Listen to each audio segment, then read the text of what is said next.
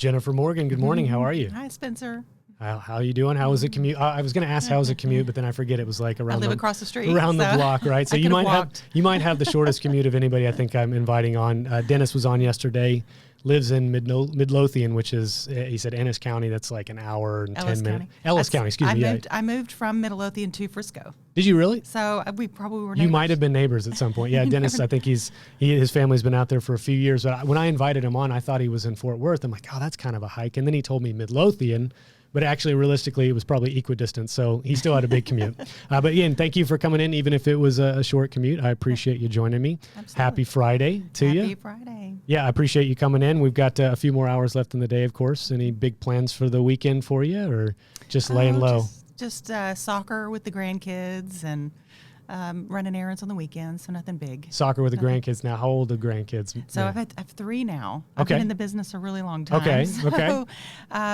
So I have a 8-year-old grandson and then 2 granddaughters that are 5 and 2.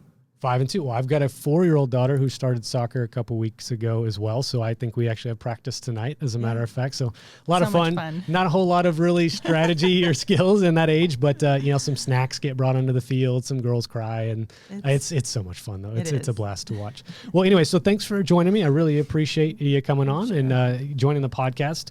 You see, obviously, it's called Self-Funded with Spencer. So the general subject matter will be around self-funding. And the reason I had a broker on to start was we could start at a very high level, right? What is self-funding broadly? And then now we're going to start drilling into some of the moving parts, which is obviously where you come in. And so I'm excited to talk to you about the TPA space and your role in that and what attracted to you to the TPA space. But before we get into the meat of the conversation, let's learn a little bit more about Jennifer, if you don't mind. Sure. Personal life, professional career, bring us up to present day, and just let the audience know who you are. Well, I have been in the business a really long time, so over 30 years in the business. I don't look like I would have grandchildren. No, I would not have guessed. So I've been in the business that long, but started out at State Farm. So I was selling auto, home, life, and health to individuals at State Farm for about 8.5 years, and then I went to the employer side, and I was the HR generalist and benefits manager for Preset Business Products. Okay. Back in the day, I did that in like 2000. Did that I did that from 96 to 2000. So 4 years on the plan sponsor side. Okay. Then I went to work for, that company went out of business, and I went to work for my broker, who was Marsh at the time. Okay. Way back in the day. So this was in the year 2000. Marsh Advantage America was small group. Marsh was mid-market, and Mercer was large group. And then during my 5-year tenure there, we all rolled up under the Mercer moniker. And then they've since broken that back out again. Okay. But so I started out as Marsh and ended as Mercer, then moved over to Willis Towers Watson for, 11 years, a stint at CLS Partners and Gallagher, before I found my way to Collective Health, which is a TPA. Well, yeah, and I was obviously, we know each other from, I think we met at CLS Partners back in the day. I called on you when I was a rep. But I noticed, right, you've had some time at some very, very big brokerages. And I'm curious, maybe what coming from the employer side that attracted you to brokerages, and then obviously now making the shift over to the TPA space. Can you walk me through some of the mindset of those transitions? Yeah, sure. So having learned from being a plan sponsor, so from that viewpoint, learning employee benefits, self-funding, what it takes from an employer side, working very close with my consultant at Marsh at the time. It just seemed like a pretty natural progression for my career to move into consulting. I started out as an analyst, so I was the one crunching the numbers, running the marketing, doing all of that stuff under the careful watch of a senior consultant that was a lot more experienced. Promoted up to run my own book of business, so I had my own set of clients I was responsible for, and enjoyed that. Got a promotion to move into Willis. There was like 7 of us that all kind of defected from Mercer at the time and went over to Willis and start the practice there, and have always just had a very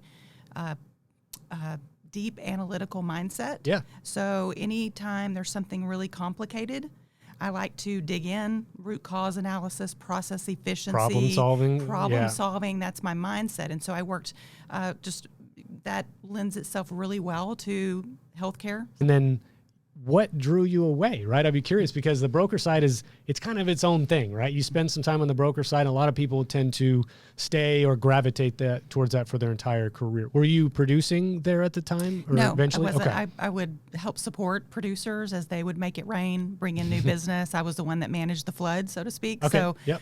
So a lot of times you need that subject matter expert or somebody with technical expertise to be in that sales conversation. So the producers would bring me in.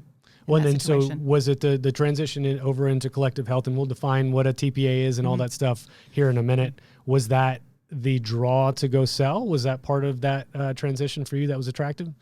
Sort of. Okay. So as a consultant, you have to know everything about everything. You have to break everything down. You have to understand risk management, healthcare economics, all of those things. And those just really interest me. So I like to get deep into that. And then once you have figured it all out and you can tell your client, why the healthcare system is broken, what's broken about it, why it ended up that way, and what to do to fix it. Mm-hmm. I could tell them how to fix it.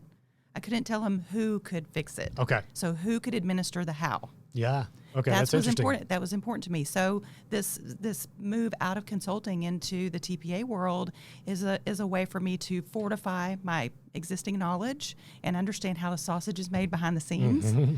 And it's just fascinating for me. That's so a funny, for inquiring minds, really get interested in that. Well, I was going to say, how the sausage is made is that one of those terms that I hear all the time. And you're like, do I really want to know how the sausage is made? Sometimes I'd rather just eat the sausage, right? So we've been saying the terminology TPA, and obviously those folks that are in the industry understand what that is. Mm-hmm. But why don't we, for maybe folks that are less initiated in healthcare or even self-funding, what is a TPA? Let's start there. Yeah. So it just technically it's third-party administrator is what that stands for. Okay. So your third-party administrator is going to be the one that's actually receiving the claim from the physician or the hospital, adjudicating it against the plan of benefits, and releasing payment. Okay. So that's just at the most. Well, in the self-funded space, yeah. So the self-funded space, right? You're almost potentially decoupling people. We talked about fully insured with dentists versus self-funded. Mm-hmm. Most people understand fully insured. I go to Blue Cross. They do everything for me. Mm-hmm. We start pulling apart the pieces when we're self-funded, and the administrator or the TPA is performing that function, like you said, processing claims, adjudicating those claims. What else kind of are you doing in the process to make the plan function? Yeah. So a TPA is going to provide not only claims adjudication, but customer service. Mm-hmm. So answering questions from the plan membership.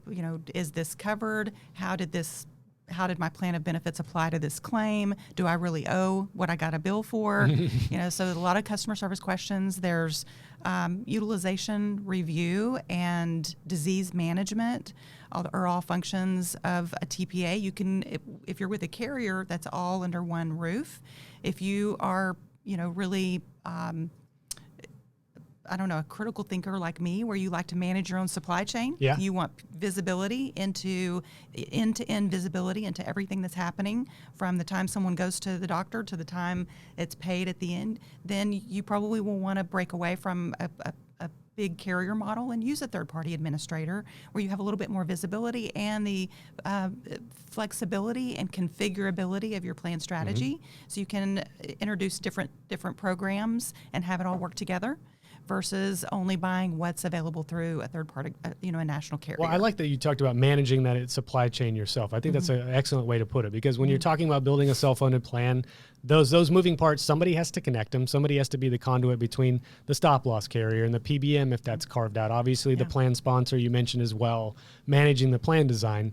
I heard a TPA rep a while ago utilize the term connective tissue, and I kind of like that. Do you feel like that's a appropriate way to put it? You are that entity that brings everything together, right? Yeah. Yeah, it's really fascinating way to think about it. And for those folks, again, that aren't really accustomed to this space, they don't understand necessarily that TPA is performing all of these functions, and it can be, an independent entity. So, let's maybe say other TPAs, right, that folks have heard about, UMR, Meritain. Of course, if you are with a BUCA, we defined that yesterday, Blue Cross, United, Cigna, Aetna, they all do various functions like that. But, talk to me about Collective Health, right? This fairly new name. I think you said you guys have been in business 7 years, correct, in the industry, right. But obviously doing something a lot different than your traditional TPA model. So help me understand those differentiators. Yeah, I think it's probably the biggest difference would be the technology. So if you're going to improve a process, you're not going to come up with a new manual way to handle it. You're not going to come up with a new form in triplicate with carbon paper, I don't know. This is insurance, right? I feel like maybe that's the inclination. Well, and sometimes. maybe that's part of the problem. There's not the technology. The explosion of technology didn't really filter into the insurance industry or healthcare industry like it should have, and all the little niche technology platforms that benefit hospitals, benefit insurance companies or TPAs, we're all operating in silos. So to have a modern technology platform built with open architecture that can weave all the pieces together seamlessly just makes the operations of a health plan much more efficient, and it makes the member experience much more efficient as well. So if you're a very innovative, forward-thinking employer and you want to have a line of sight into all the operations of your plan, so you may carve out, go to a TPA, put together the plan yourself, and then you can see how it all functions together. But you don't want it to be, the same fragmented experience that you had with a national carrier. Yeah. You may want the member to have all the different programs on one platform. You may want to use artificial intelligence and machine learning to manage risk and identify risk earlier, so you can get involved with the patient's healthcare journey a little sooner, and then steer to quality and things like that. So those are all things that I think have made the newer age of digital health solutions so interesting and compelling, because they're not built on legacy mainframe systems. They're built, cloud-based platform, structured as a platform where everything works together. Yeah. Does that make sense? Well, it's a fantastic. Well, you're speaking to somebody that is constantly battling against that outdated notion. I think of that technology doesn't necessarily fit in the space, or maybe we're slow adopters of that space. We feel that all the time at PlanSight, where you mentioned platform, right, and using technology to maybe create efficiencies in spaces that they currently don't exist, or people just got accustomed to doing things a certain way just simply because they're used to it. So you're preaching to the choir a little bit there. You mentioned open architecture. Kind of describe to me a little bit more about that. Is there connectivity through APIs with different systems out there that you guys are doing? Yeah. So when I talk about that, I'm talking about the ability to integrate with the different digital health solutions and leverage the data that's available. There's so much data going on all around us, and if we can just harness all that in one platform and analyze it better, then can't we be so much more efficient? Can't we manage population health so much more efficient if we know everything that's going on in that's touching the patient? So when you think of, let's take Livongo, for example. They do a great job managing diabetes, right? Let's just use them for example. If we have a two-way integration where we're taking engagement data and utilization data, taking all of that from them, putting it in our system and in our risk profile, then we can fine-tune and refine what's going on in that person's life and identify better ways to engage earlier so that you get the best possible outcome.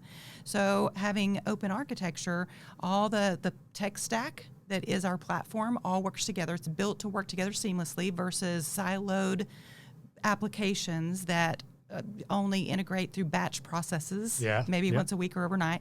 You're talking about an open architecture where it's built for all these different, the tech in our stack to work together seamlessly and be able to integrate utilization data from a third-party health plan program or digital health solution, use that data to all feed into our risk model.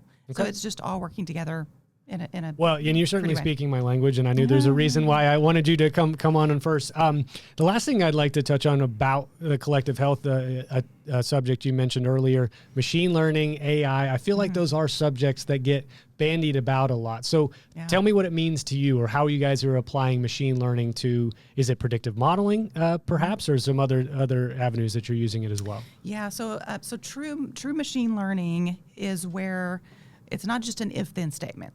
If they present with this condition, then we should recommend this. It's not just if-then. It's actually where the technology teaches itself. So it will see a certain situation and recommend the next step, and then it gets feedback.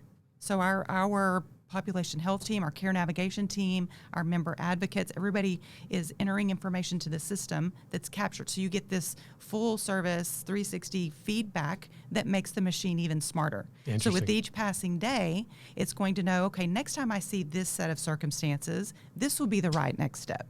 It's pretty interesting. It's really cool, right? And I think, you hear that all over the place nowadays, and everybody talks about AI. Some things may or may not be AI, and some things just get labeled AI. But I mean, I would absolutely put that in that bucket. If you're constantly getting a continual feedback loop of improving the learning, that fits in the model of machine learning. So I love it. And maybe that we've already answered my next question to a degree. But when we talked about TPA model, or a true independent TPA like yourself, versus what we traditionally think of as the ASO model, so the admin services model only with the BUCAs. So tell me what makes that kind of the legacy and potentially old school way of doing things versus what you guys are doing today. Yeah. So if you're going to have when you hear the term ASO, that means you're with a national carrier and you're just using their administrative services to pay claims. You're not buying their insurance. So correct. Yeah. So with a TPA, it's the same thing. It's still administrative services only because it's not insurance. You're paying the claims as they happen versus paying a premium and letting the premium pay for the claims. So it's just terminology in the industry. ASO typically means that you're with a national carrier platform. TPA means the same services, just with an independent third-party administrator that's not an insurance company. Yeah, and so do you think, when you go out and sort of discuss the differences or the advantages of an independent TPA versus the traditional model that's tied to a carrier, are there certain things that you use in that discussion process to really benchmark yourself against that model? Yeah, I would say configurability and flexibility.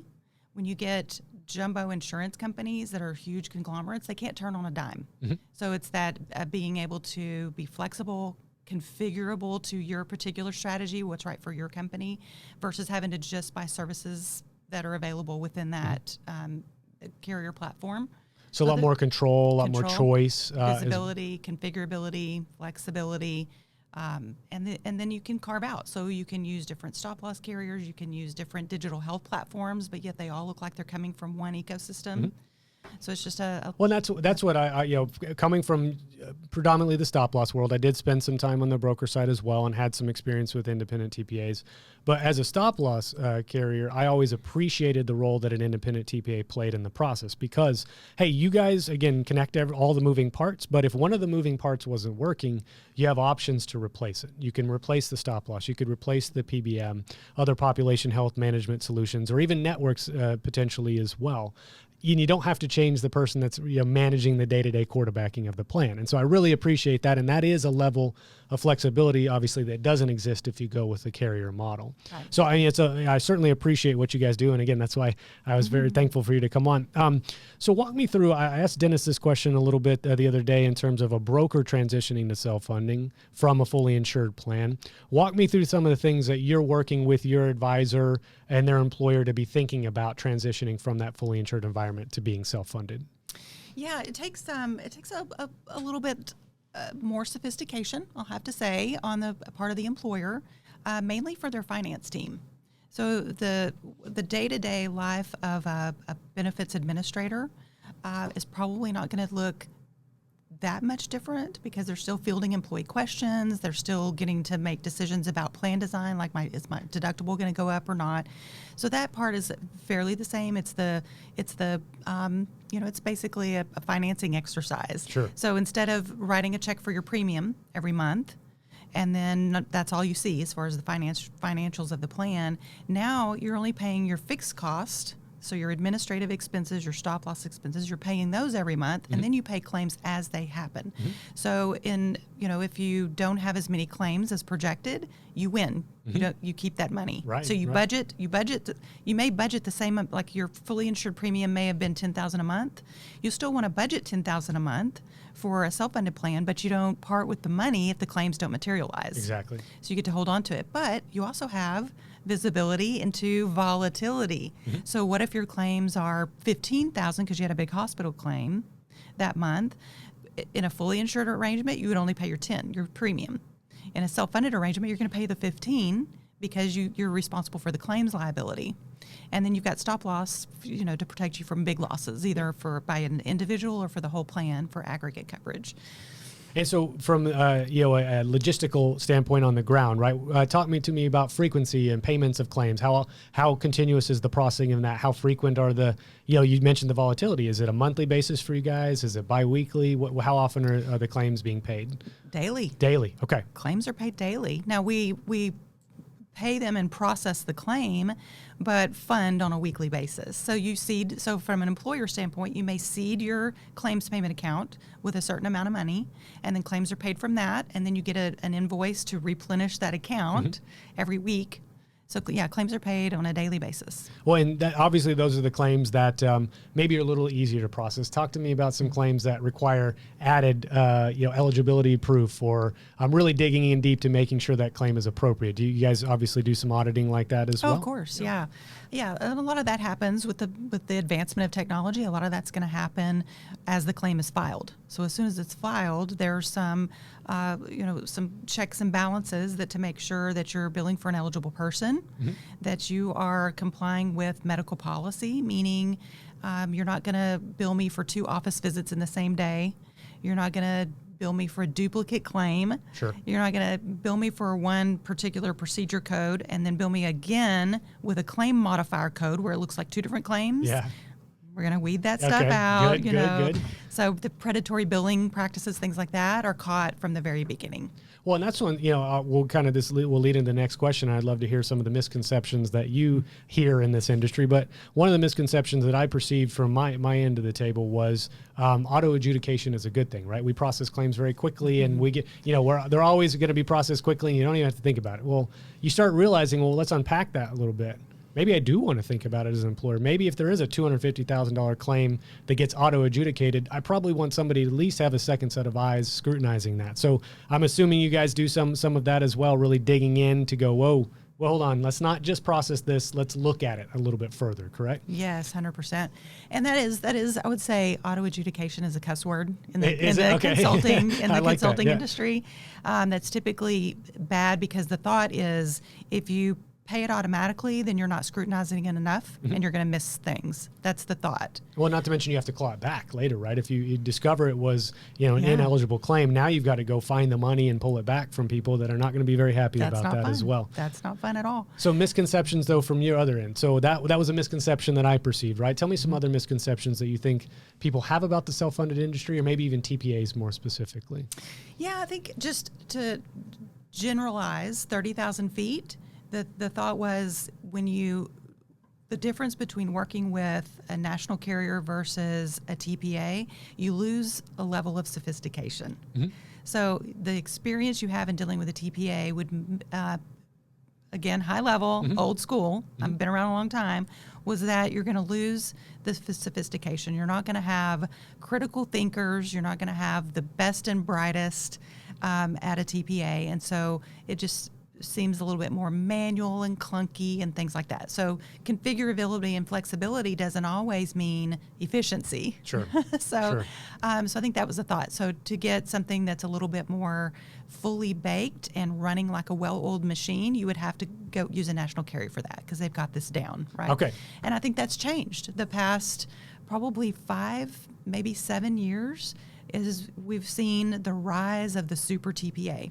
So where TPAs in the olden days were not as sophisticated, didn't employ maybe the best and brightest, let's just be honest. There are very bright people, obviously, but just maybe your account manager wasn't the best and brightest, and that's evolved. So TPAs have now figured that out. They're adopting better technology practices. They are employing smarter, bigger, brighter people, and so that experience is now on par. Yeah. You can go away from a national carrier platform, choose a TPA, they're going to have great technology, they're going to have great customer service. It's elevating and evolving over time to where these big super TPAs have as good, if not better, of an experience as you would have through a national carrier. Yeah, and I think I've seen that from the outside looking in as well. I've seen a number of TPAs in the last few years kind of pop up and really be driven by technology. Don't have to name any names, but I do think there's a lot of emphasis because, again, you guys are getting access to so much data. There's so much useful stuff that can be done with that data, whether or not it's looking at it in aggregate and looking at industry trends and identifying them as they happen and preventing claims and those sorts of things. But even just, like you said, coordinating the data as well. I feel like everything is driven around data. I mean, do you think that's really what's going to drive us forward in the industry, is digging deep in predictive modeling, preventing claims, identifying them before they happen? That's really what a TPA is doing, a modern day TPA is doing today, right? Yeah, absolutely. It's in my mind, I'm a data geek. I love data and knowledge and insight, and I like making data-driven decisions. So I think data and information is key to making this better for everyone in the future. I mean, with Collective Health, we have a mission-driven purpose, and it's to help all Americans have a better healthcare experience. So we want you to understand, navigate, and pay for your healthcare in a much easier way. That's the whole platform. Well, and so let's drill into that a little bit. I think so. Perfect size group for you, a perfect scenario. Who is the best fit for a Collective Health, right? Who do you guys derive the most benefit when you place the business is placed with you, or do they perceive the most benefit of going with you versus one of your competitors? Yeah, so I think it's probably our shining star is that member experience and our Net Promoter Score. So we survey anybody that we have contact with, any of our membership, and we're running at I think above 70 on a routine basis. Okay. It's above 70 NPS, which is a very punishing metric. It's hard to achieve at a 70 NPS because you have to give us, on a scale of 1 to 10, you have to give us a 9 or a 10 satisfaction score for us to get a point. Okay. If you get a 7 or an 8, you get no points. No points. On the NPS format methodology. And if you get a 1 through a 6, which a 6 could be not all that bad. Serviceable, right? Serviceable. I mean, yeah. But 1 to 6, you get a minus a point. Ooh. So it's a very punishing metric. Okay. Anybody that uses NPS methodology, it's hard to achieve a high score. And we're running above 70, even into the 80s on most months. Like when the pandemic hit, and we were fielding all these questions and helping navigate people to the right care and testing centers and all of that, our NPS shot through the roof because people appreciated so much having an advocate on their side guiding them through the process. Yeah. So that level, that service model is so important. Looking at the NPS, so important on customer satisfaction. When you have a happy employee, what are you going to get from that? You're going to get more engagement. They're going to be willing to listen and take advisement on what they should do to manage their healthcare. Most people have said, well, if my doctor says I need this, then I don't want some insurance company telling me that I can't have it. Right. They don't like that. And so when you have a much happier, engaged employee that's getting great customer service, they're going to be more willing to listen to that and let you help navigate them, which equates to better outcomes, which equates to lower cost. Yeah, which is what we all are hoping for, right? Is that ultimately you don't want to jeopardize the quality of the care for the price, but there needs to be a little bit more insight and conscientiousness of the buyer as to what they're actually purchasing. And that's difficult for the average person to navigate through our healthcare system to even go, well, where do I go? One, what do I need to get as a procedure? Who's going to help me? And then how much is it going to cost? I don't think anybody can answer that question because of the veil that really sort of is sitting over all of our healthcare industry. So I appreciate the role. Are you guys doing some steerage as well? And, sort of recommendations of providers if somebody's pre-qualifying for a procedure, you guys are helping that member navigate the system? Absolutely. Cool. Absolutely. So our particular model is we have member advocates that deliver a concierge-like customer service experience. So you may call up and say, I got 5 bills. I don't know what I owe, if I owe any of it. I don't understand what's going on. They'll say, well, send me all of that. Can you fax it, email it, copy it, take a picture of it and text it to me, however you can get it to me. Let me take this off your plate. If anybody's going to have a bad day, we want it to be us, Fair not enough. the member. I like that. Yep. So send me everything. I'll figure it out and I'll call you back. We try to handle it while they're on the phone because that's the coachable moment. when they've taken time out of their day to call us. So we try to handle it if we can. But a lot of times it's complicated and we have to go figure it out and then call you back. So we'll set up a time to call you back. That's a whole different level of customer experience than you can get anywhere else. And so we pride ourselves on that. And then we couple that with care navigation, so a team of experts. So we lead with a licensed clinical social worker and a pharmacist. And then we backfill with nurses, doctors, dietitians that can pretty much handle anything that a patient's going to go through for whatever their healthcare journey is, whatever their diagnosis is. We've got somebody on the team that's going to be able to fine-tune that and give them just the right guidance. And so doing it that way, we believe, is the best way to approach a population health strategy, because only 20% of the outcomes of your health event have to do with the care you receive in the clinic. Okay. 80% of the outcomes are depending on your lifestyle. Yep. So how you manage your condition while you're at home. So a nurse isn't trained to think outside the clinic walls. So when you have a population health approach that's led by a nurse, we think you're missing a lot of those social determinants of health that make such a big difference in the overall outcome. So for that reason, we've structured our team to address social determinants of health first and pharmacy first, because medication mismanagement is usually the number one reason you get readmitted to a hospital. So not adherent to the medication protocols, Wound pill care, splitting. yes. Yeah. Okay. Yeah. So we structure our team in that way. And they're also trained to understand the benefits. So how are your benefits going to apply to this claim? So you don't get toggled back and forth between your your member advocate and your care navigation team.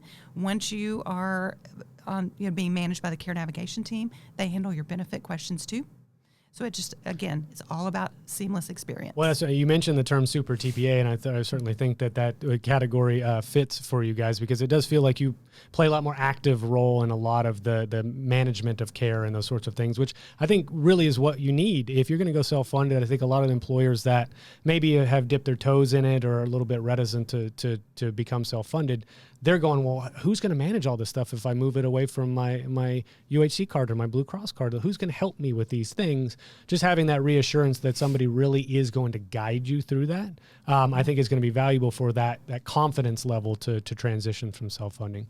So is there anybody maybe that's not the appropriate fit, right? Because I think we all want to be all things, all people sometimes, but there are some groups that just really that doesn't fit our model. So, who would say if it was come to you and they're like, I don't really believe this is the appropriate right type of group, what would that profile look like? I think if you're risk adverse, you don't have the sophistication in your finance team to handle the volatility and budget for it, then you may feel more comfortable fully insuring and just marketing, who's going to give you the best fully insured rate. So, if that's your mindset, then probably stay fully insured. There's premium taxes and all that built into a fully insured, so it can be more efficient to self-fund because there's less taxes. You strip out some of those. You strip out some of the taxes, exactly. And you only fund claims as they happen.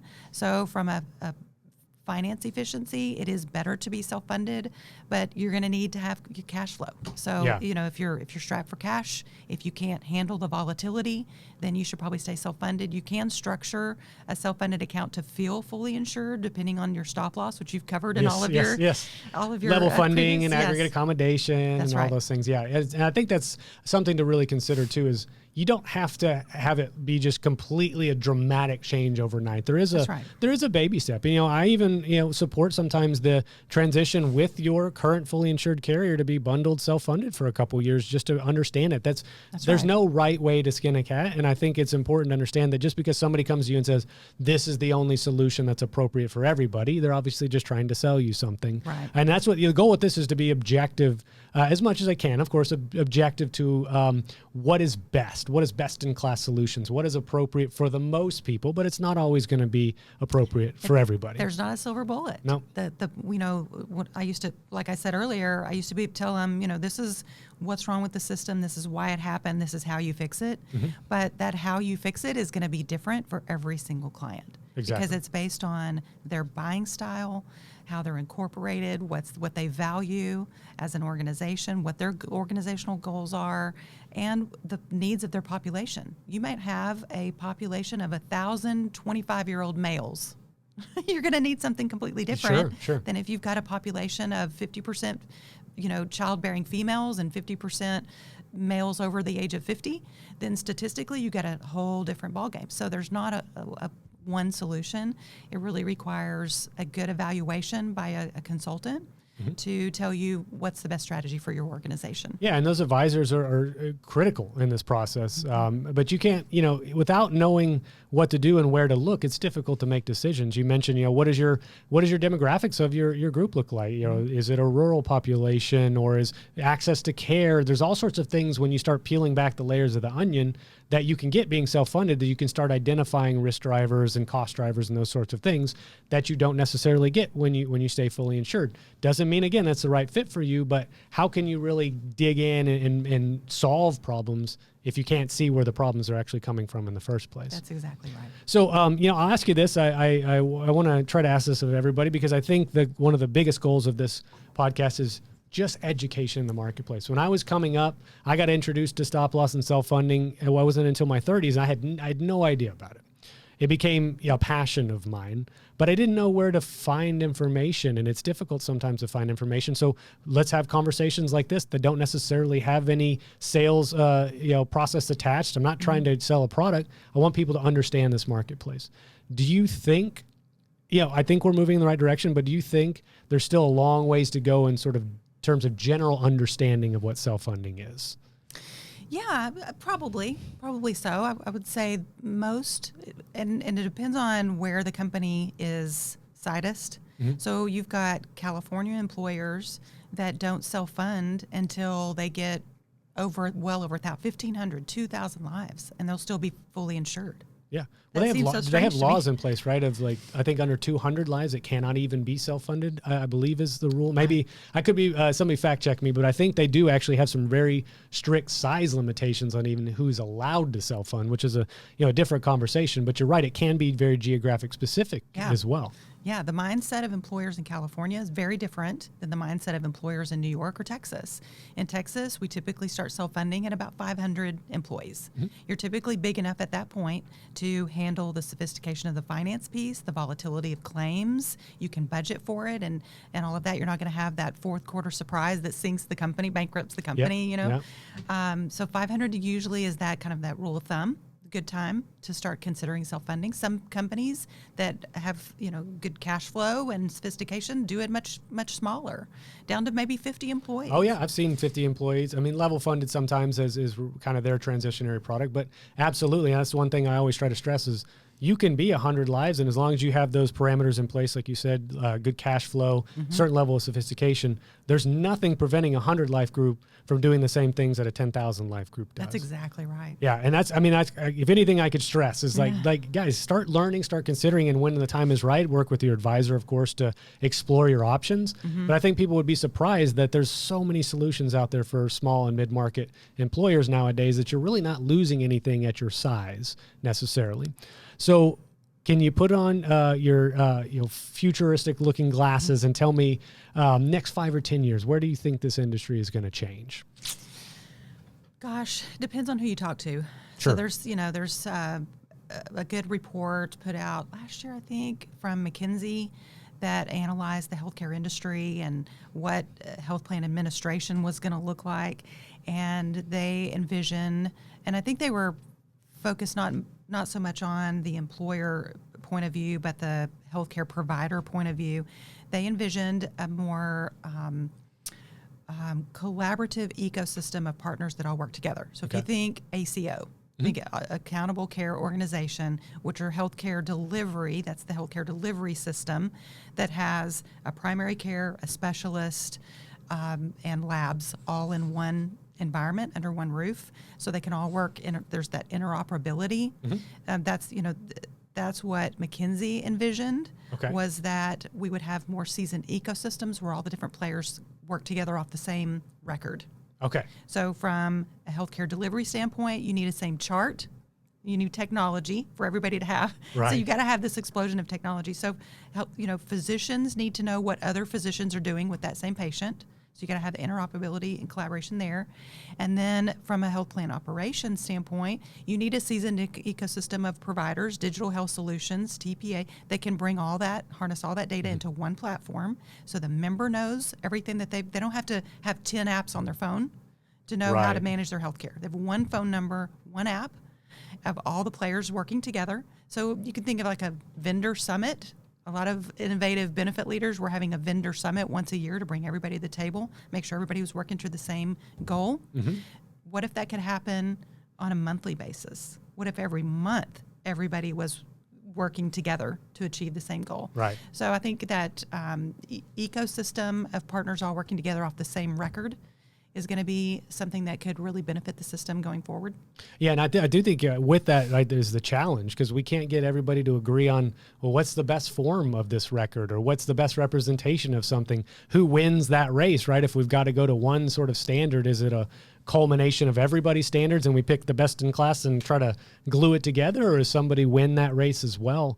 But I tell you, every time I would go to the doctor or with the family, you're filling out the same forms over and over and over again. I think if somebody solves that problem, right, it's like, why do I have to keep filling out the exact same form every time I walk in the office? But I think it drives at a deeper problem, right, is there's not that, you said interoperability, which I love that word. There's not something connecting the vertical integration of your care together, so you keep having redundant. It's very fragmented. It's a disparate system. Yes. Very siloed, all kinds of different applications and technologies, and none of them are all working together.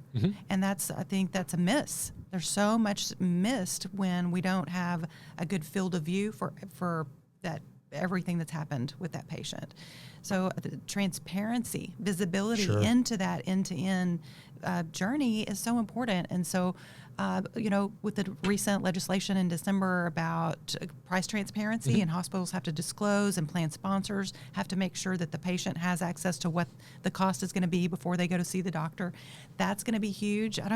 I think that healthcare itself is inelastic. So if you're an economic, if you love economics, I'll go back and to you love economics supply and 101 demand, in college, inelastic and elastic demand. Yes, I that's remember right. all that stuff. So healthcare is inelastic. So when my 5-year-old has a high fever in the middle of the night, am I going to stop and go, let me see what this would cost here versus there? No, you don't purchase healthcare in that way. You purchase it in a reactive, emotional way.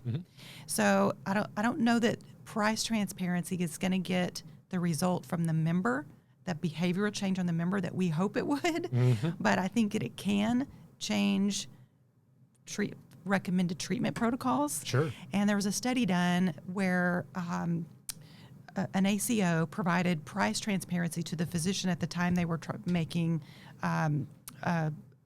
recommending a treatment plan, and they would have access on their phone to the cost of an MRI versus a CT scan, or versus like a normal X-ray. And when they saw the cost differential between getting an MRI and versus getting a normal X-ray, they were like, well, I can tell everything I need to know from an X-ray for a lot cheaper cost. Sure. So they saw this huge shift away from MRIs to just regular X-rays because the physician had access to prices at the time. Isn't that fascinating? You presume, obviously your doctor's acting in your own, you presume they're acting in your best interest, right? And the appropriate care regardless of cost. But just having a doctor being unaware of the disparity of the cost between an MRI and an X-ray and showing them that in real time, like you said, you would presume your doctor knows this information already, right? If I'm just somebody that goes to the doctor and he tells me I need an MRI, I guess I need an MRI, right? You don't realize that they may not even be aware of a 10 or 20x differential in pricing. And you, like you said, you can have the same outcome with what they need from an X-ray. It's fascinating to think your doctor doesn't always know that information. That's right. They don't. They have no idea what things cost. Yeah. They have no idea. All right. Well, we could probably spend another podcast about that. But so, let's wrap things up. The last question I'd like to leave open for you is, what do you want the folks to be left with? People that have stuck through the conversation today. We're talking about TPA, the third-party administrator, and your role in self-funding. If you could leave the folks with anything, what are the things that you want them to remember? Not to be afraid of it. I think that, the biggest thing that you lose by not trying something new is being stuck with the status quo is a bigger killer on your outcomes than trying something new and failing. Don't be afraid to fail. We've always done it that way, right? Yeah, that's a killer, and I think that's a great way to leave it is be open to the idea. There's so many solutions out there if you know where to look. Obviously, you know one place to look now with Jennifer at Collective Health, but ask your advisor, see what's out there, and you realize pretty quickly that if you have a problem, there's a solution out there to solve it. So, Jennifer, I really appreciate you joining me today. Thank you again, PlanSight for the sponsorship and VentureX for the studio, and I look forward to talking to you again soon. Yeah. Great to Bye, see Jennifer. you, Spencer. Bye.